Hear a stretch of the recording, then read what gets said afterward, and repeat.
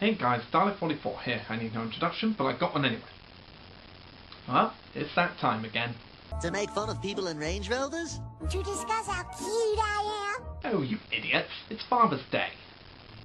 Yep, Father's Day. A celebration honouring fathers and celebrating fatherhood. Much like Mother's Day, it's a great way of showing your father that you love them. With gifts, cards, sweets, and many other things. And what better way to celebrate this day dedicated to fathers than by reviewing the Lego Ninjago movie. Your heroes on the way. We love to save the day. Gonna reach that place that takes us higher. The Lego Ninjago movie is a 2017 computer animated movie as well as the third installment in the Lego movie franchise, based on the popular Lego sets for Ninjago. Is the third installment of the Lego movie franchise as awesome as the first two installments of the Lego movie franchise? Well, let's have a look and see. A young boy ventures into an old relic shop where he meets the mysterious owner, Mr. Liu, played by Jackie Chan, who begins to tell the boy the legend of Ninjago, a city within the Lego universe that is frequently terrorized by the evil Lord Garmadon, who is the father of Lloyd Garmadon and ex-husband of Coco. Ninjago despises Lloyd for being Lord Garmadon's son, which puts Lloyd under emotional stress. That is the saddest thing I ever heard ever! They do not know that Lloyd is part of the secret ninja force, consisting of Nia, Zane, Jay, Cole, Kai, and their master, Wu, also voiced by Jackie Chan, who always stop Garmadon from taking over the city by fighting with mechs, much like Power Rangers. On Lloyd's birthday, Garmadon attacks the city once again, only to be defeated. After his defeat, he begins to plan a big attack to conquer Ninjago. The next day, Garmadon attacks the city with his giant mech and defeats Lloyd. As Garmadon declares his rule over Ninjago, Lloyd returns with the ultimate weapon. He fires it, revealing it to be a laser that attracts a real-life cat named Meowthra. Meowthra starts destroying the city while trying to get the laser, much like a cat would. Well, obviously. Garmadon points the laser to make the cat destroy the other mechs, before Lloyd breaks it. As Garmadon celebrates his victory, Lloyd reveals that he is the Green Ninja and tells Garmadon that he wishes he weren't his father, leaving Garmadon confused. Lloyd meets up with his friends and Master Wu, who are all upset with him for using the weapon. Wu tells them that they must use an ultimate weapon to stop Meowthra from destroying the city, which they would reach by crossing the Forests of Danger, the Canyon of Death, and the Temple of Fragile Foundations. Garmadon overhears Wu talking about the weapon and follows close behind. And the race is on for our ninja team to save the city of Ninjago and for Lloyd to reconnect with his father Garmadon. That's the story of the Lego Ninjago movie, so how is it compared to the Lego movie and the Lego Batman? Well, it's not exactly up there with those two, but it's still a fun film.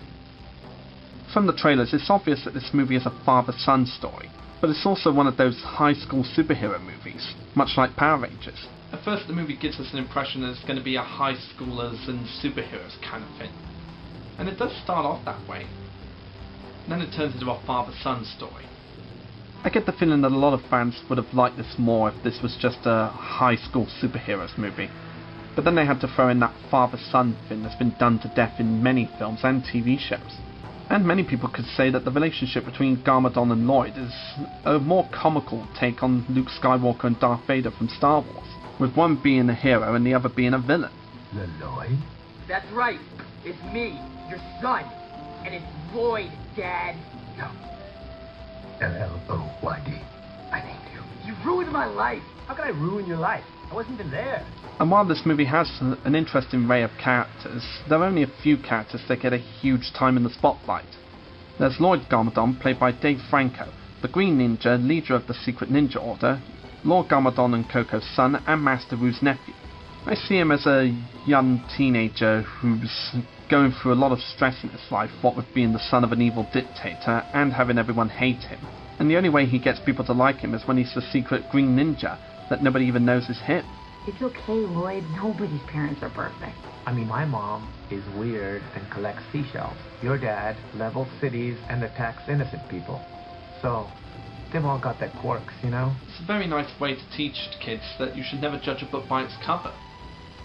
And just because someone's father is an evil overlord, that doesn't mean the son's going to be like the father. So, really, he's kind of like the angry teenage kid who just wants his father to be a good guy and he just wants to be accepted by everyone. And his friends include Kai the Red Fire Ninja, Jay the Blue Ninja of Lightning, Nia the Silver Ninja of Water, Zane the Robotic White Ninja of Ice, and Cole the Black Music-Loving Ninja of Earth. I would talk about their character traits, but the movie doesn't really focus on them enough to give them good character traits, apart from their general interests. Like how Cole loves playing music, Nia likes motorbikes, and Zane's a robot trying to act like a human. They're not bad character traits, but they're not enough to make them relatable as characters. Which is a real shame because the Ninjago TV series on Cartoon Network gave a lot more time to develop their personalities. Especially with the relationship between Jay and Nia in the show. Now, I thought we did get a hint to it when they hugged each other when the building was collapsing, but that's about it. Now, I wouldn't mind so much if they gave a little time to show off a bit of their relationship with each other, but the movie doesn't really give them enough time to shine in order to do that. There's Master Wu, the wisecracking leader of the group, and Lord Garmadon's brother, and Lloyd's uncle. As soon as I heard that Jackie Chan was going to play this character, it got me and my mother immediately hooked for it, because we love Jackie Chan, and pretty much everything he's in is always going to be funny. And his character is no exception. He's like this wise old leader of the ninja group, as well as wisecracking. And he's one of the only other characters that gets enough screen time to develop a personality. And I don't think you could have gotten a better guy to play him than Jackie Chan. He just sounds the part every time he's on screen. He also plays the elderly shopkeeper who appears in the live-action parts of the film explaining the story of Ninjago. Then there's Lord Garmadon, played by Justin Theroux. The Dark Ninja, an evil overlord, father of Lloyd, ex-husband of Coco, and brother of Master Wu. He's the typical Saturday morning cartoon villain that just keeps trying to take over the city of Ninjago but always fails and just keeps trying again. So he's one of those persistent villains who's also a terrible father. Scale of 1 to 10, how bad is it? Oh, I'd say it's about a 7-point arm ripped off. And even though I've never watched the TV series, I think they did show off some personality to him where he used to be a good guy but then became evil through possession. But in this movie you get the idea that he was born evil and just loves evil things. And besides all that, there's not really much to his backstory besides how he met Coco and how they gave birth to Lloyd, and how they got separated from each other. Besides that, there's not really much to him other than the fact that he's a hilarious villain. I don't know if this version of Garmadon was born evil or had to go through some sort of crazy series of events that made him evil, but he's just a delight to watch. And some could say that he's kind of on the same level as Lord Business from the first Lego movie, since they're both tall characters. But one of the things that makes Garmadon different from Lord Business is the fact that he has 4 arms instead of 2. And I think that's a very interesting minifig design. Just this tall character that has 4 arms. And a majority of the lines they give him are pretty damn hilarious. And there's various other characters, including Coco, Garmadon's ex-wife and Lloyd's mother. She was formerly known as the legendary Lady Iron Dragon, an old hero of Ninjago. She's the sort of mother who just wants her son to be happy and fit in with everyone else. But besides that, there's not really much to her. So that's the main characters, and how are all the other characters in the movie? Well, to be honest, I kind of find myself hating a lot of the side characters. Like, the main characters are your typical heroes and typical villains, nothing really to complain about there. But the rest of Ninjago are just too damn mean in this movie. And I suppose that's quite funny for me to say since I watch shows like The Simpsons, Family Guy, American Dad and the South Park that have all sorts of mean characters who do stupid things. But the people of this world are kind of like the citizens from Chicken Little, who are just constantly harsh and never give a break to the main character. The world of Ninjago in this movie is kind of like the world in Chicken Little, where the characters are too mean-spirited to just never give a break to the main character. Except here it's tolerable because the main character's dad is an evil overlord that destroys the city. And besides that, there's not really much to them except for the fact that they're mean assholes towards Lloyd just because of his father and his backstory. The animation in this movie is of course CG like in the previous films.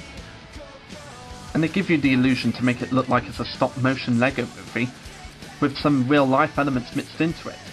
Like, do you remember how in the Lego Batman movie where smoke and water and whatnot was all realistic stuff, and compared to the first Lego movie where everything was made out of Lego except for the relics?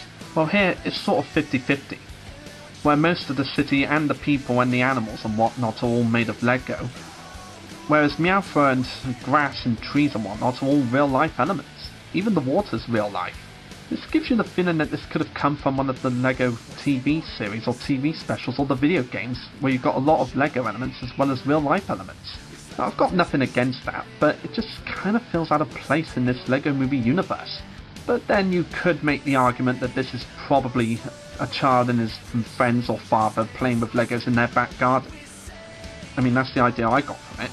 At first I was kinda about the style of animation with realistic stuff mixed in with the Lego stuff. But I've learned to tolerate it because I see it as like children playing with their Lego sets in the back garden or something. Before they revealed that this was a world in China, I honestly thought that it was Lloyd playing with his father in the garden. But no, it's a different story that's probably taking place in the same universe as the first two Lego movies. And aside from relatable characters and asshole of citizens, there are a lot of funny moments in this movie. Like the majority of the stuff that Master Wu and Lord Garmadon say, as well as a few funny jokes. Like every time Garmadon comes to invade the city, everybody yells out his name. Even a freaking baby yells his name. And there's hilarious moments where Garmadon gets so pissed off of his minions that he ends up firing them. Literally firing them. I mean, every time he fires one of his generals, he literally fires them out of his volcano. That would just have me on the floor every time I watched it in the cinema. And there's another hilarious moment where Garmadon butt dials Lloyd, and his phone says, "Do not answer." That's a pretty specific message to put on your phone for a guy that you don't want calling you. I wish I had that kind of thing on my phone when chuggers call me. I also love how they build up Meowth as this big, scary monster, and then just reveal it to be just a normal cat. And I find it amazing that they used an actual cat on a green screen to make it look like he's actually in this Lego world. I mean, it's just creative how people can see this harmless cat as this big, giant monster that'll destroy everything. It's just hilarious. And there's also downsides to the humour as well. Not the actual humour itself, but the fact that there's some humorous moments that never made it in the final film. I mean, if you watch the teaser trailers, then you see a lot of things that never made it into the final cut, like a very different take on Lloyd's reveal to Garmadon. I mean, they still use the whole Lloyd thing and "you ruined my life, how could I ruin your life, I wasn't even there." But it's played very differently in the trailers, as all the ninjas are around Garmadon when it happens. But in the final cut of the film, it happens after Meowth destroys the mechs. And the one thing I find really annoying that didn't make it into the final cut is an exchange between a bride and a groom during one of Garmadon's attacks. Like, watch it. I'm stuck! I know you want me to save myself, so I'll go now. I promise I'll never forget you. I didn't ask you to promise that! Come back! That was bloody hilarious, and I still don't understand why they didn't put it in the final cut. This could have easily played a part in one of Garmadon's 2 attacks on the city, and it still bugs me why they never put it in the final cut. I honestly think that a lot of people in the cinemas would have laughed their heads off at this scene, just making fun of how the Lego minifigure's legs connects in with the plates, giving it some Lego movie humour into the world like the previous films did. But aside from those few nitpicks, the Lego Ninjago movie isn't the best out of the Lego movie franchise, but I'd say it's at number 3 in the top 3. It's got a lot of humorous moments, some enjoyable characters, most of the side characters being assholes, and it also has a reference to Unikitty in the movie. Well, not a very big reference, but if you look at one of the side characters near the end of the film, they're wearing some pink clothes that has Unikitty's face on it. And that character's even made it in the Lego Ninjago movie Minifigures Blind Pack series. As soon as that came out, I just had to have it. I didn't care how much it would cost me or how silly it would have been just to look for that one specific figure, but I just had to have it. So yeah, even though it's not as up there with the Lego Movie or the Lego Batman movie, it's still an entertaining film in the Lego Movie franchise. And it's definitely worth a watch if you love Lego and Ninjago. So even though this isn't the strongest of the Lego Movie franchise, it's still worth a watch, especially if you love Lego and Ninjago. In fact, this movie was so popular that, like the Lego Movie and the Lego Batman movie, it got its own video game. So if you come across this film in the DVD shop, then I'd highly recommend getting it, just for your love of Lego and Lego Ninjago if you're a fan of Ninjago. I'd suggest you put it on and have a good time with Lego Ninja action. Well, I hope you enjoyed my review of the Lego Ninjago movie, folks. And remember to send your love to your fathers. I'm Dalek44, and I'll see you next time, folks. Bow ties are cool. Your heroes on the way. We love to save the day. Gonna reach that place. Come on, Ninjago.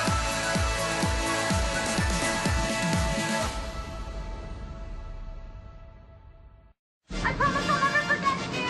I didn't ask you to promise that. Come back.